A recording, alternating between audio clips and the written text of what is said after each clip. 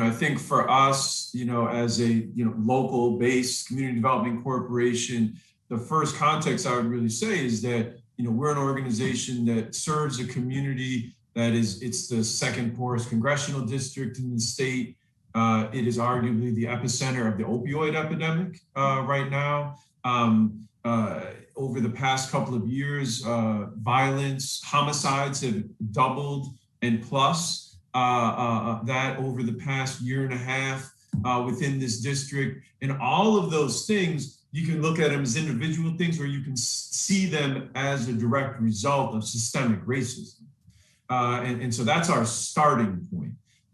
The pandemic comes in, and so now you have a situation that all of those things that I just described were amplified, and you have a pandemic sitting on top of a series of epidemics. And that's really sort of where we're looking at a lot of different things. When we look at over the past year or so, and then you see America really going through its sort of racial reckoning in a lot of different ways, and it manifests in a lot of different ways in a lot of different parts of the country. But for us, it literally led to our main district, our main corridors being on fire, businesses shutting down. And so you have a community that was already sort of hanging by a thread, completely sort of falling off the cliff in a lot of different ways. And so where does that leave us? We're rebuilding.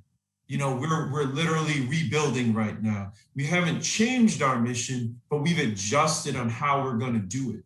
And for an organization that at the time we were not looking at getting into different types of acquisition, doing a lot of really from the ground up business development and so forth. But now we're in a situation that that's something that we need to be involved with.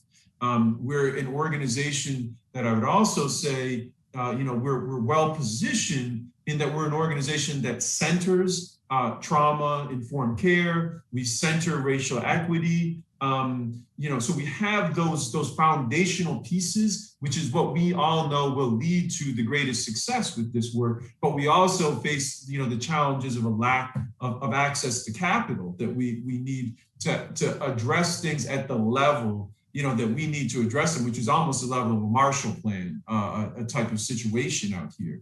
So, I think that this is a really exciting conversation for me and to be with everyone who's here, because we're at this incredibly important stage and this incredibly important moment of working with our community to figure out how to go forward. And all of these different programs that exist at the federal level are critical to where we're going, as well as different partnerships with the private industry as well.